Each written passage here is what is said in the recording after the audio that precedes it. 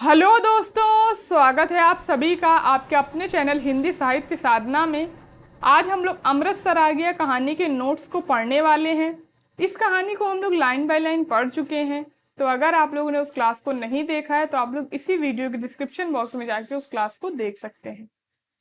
इस क्लास में हम लोग इस कहानी संबंधित प्रमुख कथन, पात्र और कहानी से संबंधित महत्वपूर्ण तथ्यों को देखने वाले हैं।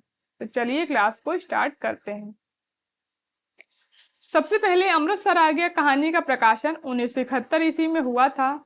इसके रचनाकार हैं भीष्म साहनी और इस कहानी का प्रकाशन हंस पत्रिका में हुआ था।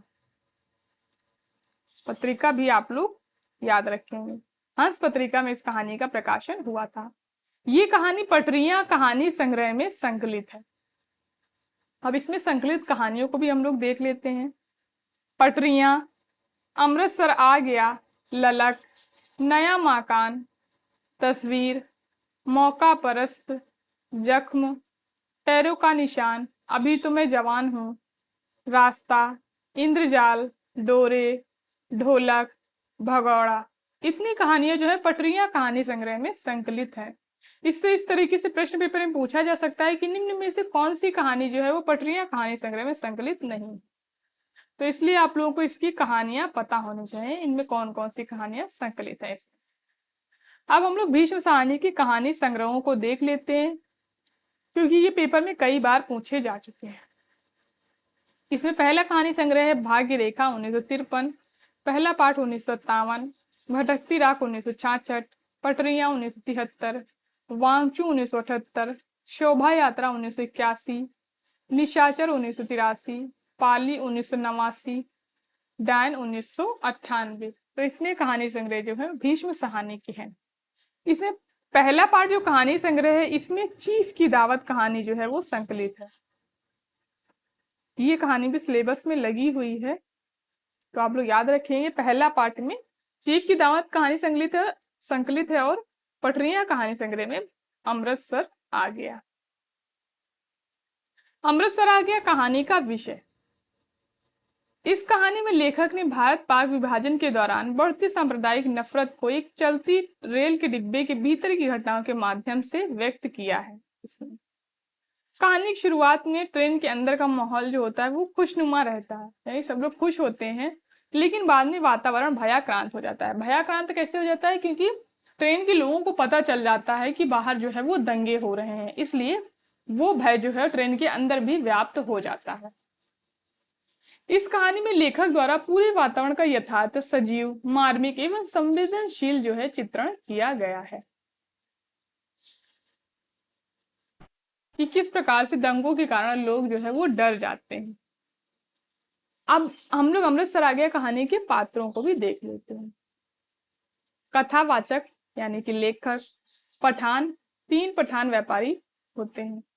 दुबला बाबू, बुढ़िया, सरदार जी, भिश्ती, लाल वर्दी वाला कुली, लंबी मूछों वाला आदमी, लड़की। इसकी उम्र जो है वो 16 से 17 वर्ष दी हुई है कहानी में। इसमें जो दुबला बाबू जो है वो पेशावर का रहने वाला है, ये चीज आप लोग याद रखेंगे। और उसके अलावा ये लंबी मूछों वाले आदमी के साथ एक औरत भी होती है, तो उसको भी आप लोग याद रखेंगे, जिसके पठान व्यापारी जो है वो लात मार देता है। अब हम लोग देखेंगे अमृतसर आ गया कहानी में आने वाले स्थान, कौन कौन से स्थान जो है उसमें आए हैं। पेशावर, बम्बई, वजीराबाद, दिल्ली, अमृतसर, हरबंसपुरा, लाहौर, गुरदासपुर और बर्मा। इसमें ये बर्मा को आप लोग याद रखेंगे, हो सकता है पूछ लिया जाए कि कौन सा पात्र जो है वो बर्मा से संबंधित है। अमृतसर आ गया कहानी का कौन सा पात्र जो है बर्मा संबंधित है? तो सरदार जी, क्योंकि सरदार जी जो है वो बर्मा की लड़ाई में भाग ले चुके हैं, तो बर्मा संबंधित पात्र जो है वो सरदार जी। अब 3 स्टेशनों का नाम इसमें आया है, जेहलम का स्टेशन, वजीराबाद का स्टेशन और हरबंसपुरा का स्टेशन। तो इन स्टेशनों को भी आप लोग याद रखेंगे। अब हम लोग इस कहानी से संबंधित महत्वपूर्ण बिंदुओं को देखते हैं। यह कहानी मैं शैली में लिखित है। इस कहानी का पात्र सरदार जी बर्मा की लड़ाई में भाग ले चुका है, क्योंकि मैं आप लोगों को पहले ही बता चुकी कि बर्मा की लड़ाई में भाग ले चुका है। लेखक दिल्ली में होने वाला स्वतंत्रता समारोह देखने जा रहा था। तो पेपर में पूछा जा सकता है कि अमृतसर आ गया कहानी में लेखक जो है वो किस प्रकार से है, तो वो कहाँ जा रहा है, तो आप याद रखेंगे कि वो दिल्ली में होने वाले स्वतंत्रता समारोह जो है वो देखने जा रहे हैं। दुबला बाबू पेशावर का रहने वाला है और वह और पठान आपस में पश्तो में बात करते हैं। इस कहानी में जिन्ना साहब का जिक्र जो है वो किया गया है। ये इस तरीके से प्रश्न पूछा जा सकता है कि जिन्ना साहब का किस कहानी में जिक्र किया गया है, तो आप लोग याद रखेंगे। जेहलम का स्टेशन निकल जाने के बाद पठान उबला मांस और नान रोटी निकाल कर खाने लगते हैं और दुबला बाबू को भी खाने के लिए कहते हैं, लेकिन दुबला बाबू जो है वो खाने से मना कर देता है। वजीराबाद स्टेशन आने पर हिंदू सिख मुसाफिरों की चुप्पी और भी गहरी हो जाती है, जबकि पठानों का तनाव जो है वो ढीला पड़ जाता है। स्टेशन पर जब गाड़ी खड़ी होती है तभी एक मैले कुचैले कपड़ों और लटकती मूंछों वाला एक आदमी गाड़ी में चढ़ता है। ट्रेन के लोग उसका विरोध करते हैं और इस आदमी के बारे में लेखक ने बताया कि ये हो सकता है कि उसके कपड़ों को देखकर ऐसा लगता है कि वो कहीं हलवाई का काम करता है। उसके साथ एक सूखी सी औरत और एक 16-17 वर्ष की लड़की भी होती है। इसी औरत पर पठान जो है वो लात मार देता है, जिससे दुबला बाबू क्रोधित हो जाता है और इसी का बदला जो है वो अंत में लेता है। जबकि पठान बाहर निकल जाते हैं, उनका बदला वो एक मुस्लिम आदमी को मार करके लेता है, वो उसको मार देता है मुस्लिम आदमी को। दंगों में पथराव या गोलियां चलने की आशंका से दुबला बाबू सीट से उतरकर नीचे फर्श पर लेट जाता है, जिसका पठान जो है बहुत मजाक उड़ाते हैं। जैसे ही दुबला बाबू को पता चलता है कि अमृतसर आ गया है, वह उन पठानों से लड़ाई करने लगता है। गाड़ी अमृतसर के प्लेटफॉर्म पर रुक जाती है। दुबला बाबू वहां उतर जाता है और पठानों से बदला लेने के लिए वह एक लोहे की छड़ लेकर आता है। वो क्या है, बदला लेने के लिए कुछ हथियार लेने आता है, तो उसको कुछ नहीं मिलता तो वो लोहे की छड़ एक लेकर के आता है उनसे लड़ने के लिए। तब तक पठान उतर के चले जाते हैं।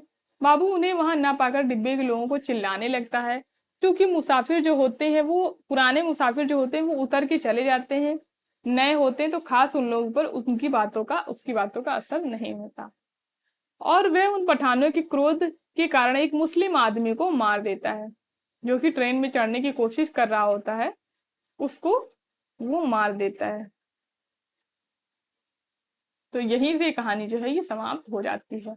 अब हम लोग इस कहानी के महत्वपूर्ण कथनों को देखेंगे। गाड़ी धीमी रफ्तार से चली जा रही थी और गाड़ी में बैठे मुसाफिर बतिया रहे थे और बाहर गेहूं के खेतों में हल्की हल्की लहरियां उठ रही थी और मैं मन ही मन बड़ा खुश था, क्योंकि मैं दिल्ली में होने वाला स्वतंत्रता समारोह देखने जा रहा था। उन दिनों के बारे में सोचता हूं तो लगता है हम किसी छुटपुटे में जी रहे हैं। शायद समय बीत जाने पर अतीत का सारा व्यापार ही छुटपुटे में बीता जान पड़ता है। ज्यों ज्यों भविष्य के पट खुलते जाते हैं, यह छुटपुटा और भी गहराता चला जाता है।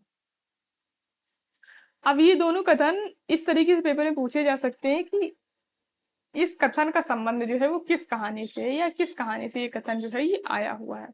इस तरीके से ये दोनों ही कथन आ सकते हैं पेपर में। अगला कथन है, काले बाबू ताकत आएगी, अम जैसा हो जाएगा, बीबी भी तेरे साथ खुश रहेगी, काले दाल को तू दाल खाता है इसलिए दुबला है। ये पठान का कथन है। फिर अगला कथन है, तुम अभी सोकर उठे हो और उठते ही पोटली खोलकर खाने लग गए हो, इसलिए बाबूजी तुम्हारे हाथ से नहीं लेते और कोई बात नहीं। ये सरदार जी का कथन। अगला कथन है, कहीं कुछ था लेकिन क्या था कोई भी स्पष्ट नहीं जानता था। मैं अनेक दंगे देख चुका था, इसलिए वातावरण में होने वाली छोटी सी तब्दीली को भी भाप गया था। बंद करो जी दरवाजा, बिना पूछे चढ़े आते हैं, अपने बाप का घर समझ रखा है, मत घुसने दो जी, क्या करते हो धकेल दो पीछे। ये लोग बोल रहे थे जब वो लंबी लटकती मूछ वाला आदमी जो है वो घुस रहा था, तब लोग चिल्ला रहे थे ऐसे। तुम्हारे दिल में दर्द मर गया है, छोटी सी बच्ची उसके साथ थी, बेरहमो तुमने बहुत बुरा किया। ये बुढ़िया का कथन है।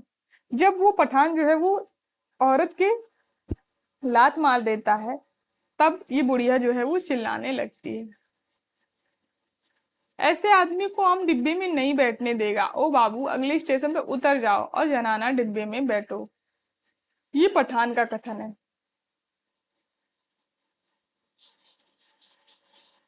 शहर आ गया, अमृतसर आ गया है। ये दुबला बाबू का कथन है। ओ भी पठान के बच्चे, नीचे उतर तेरी माँ की, नीचे उतर तेरी उस पठान बनाने वाले की मैं। ये दुबला बाबू का कथन है। जब अमृतसर आ जाता है तो वो पठानों से लड़ने लगता है। वे जीर्ण जोगियो आराम नाल बैठो, वे रब दियो बंदियो कुछ होश करो। ये बुढ़िया का कथन है।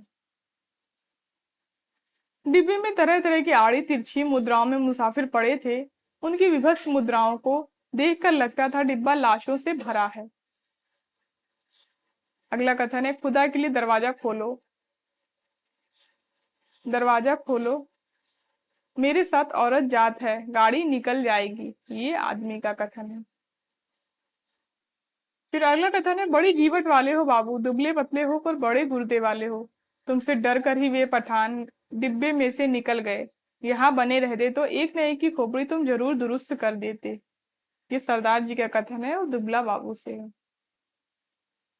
लास्ट कथन है, शहर में आग लगी थी, बात डिब्बे भर के मुसाफिरों को पता चल गई और वे लपक लपक कर खिड़कियों में से आग का दृश्य देखने लगे। तो यहाँ से इस कहानी के कथन समाप्त हो जाते हैं। अगर आप लोगों ने कहानी को नहीं पढ़ा है तो आप लोग जरूर से जाके पढ़ लीजिएगा। और आप लोग इस कहानी को पढ़ना चाहते हैं तो आप लोग मेरा टेलीग्राम चैनल हिंदी साहित्य साधना को ज्वाइन कर सकते हैं। वहां पर आपको इसकी पीडीएफ मिल जाएगी, वहां से जाके आप लोग उसको पढ़ सकते हैं। उसके अलावा मैंने इस कहानी के पीवाईक्यूज और एमसीक्यूज को भी कराए हैं, तो उनको भी आप लोग जाके सॉल्व कर लेंगे। तो धन्यवाद दोस्तों इस क्लास को लास्ट तक देखने के लिए। अगर क्लास पसंद आई हो तो लाइक करिए, शेयर करिए एंड हमारे चैनल को सब्सक्राइब करिए।